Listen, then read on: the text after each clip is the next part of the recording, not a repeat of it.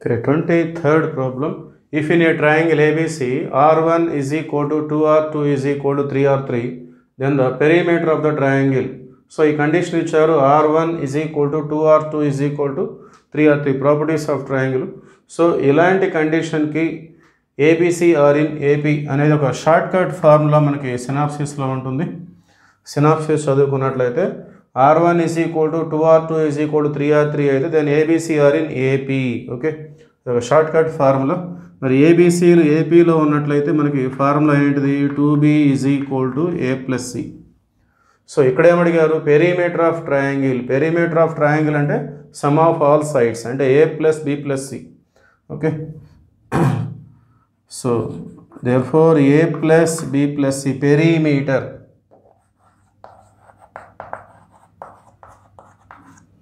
Perimeter అంటే మనం కనుక్కోవాల్సింది a plus b plus c వాల్యూని. ఇక్కడ ఉన్న ఆప్షన్ చూస్తే 3a 3b 3c 3 into a plus b plus c ఇచ్చారు.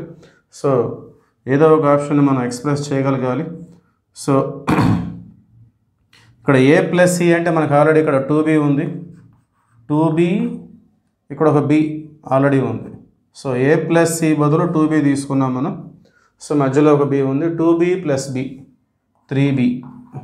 Okay, therefore perimeter of the triangle is equal to 3b.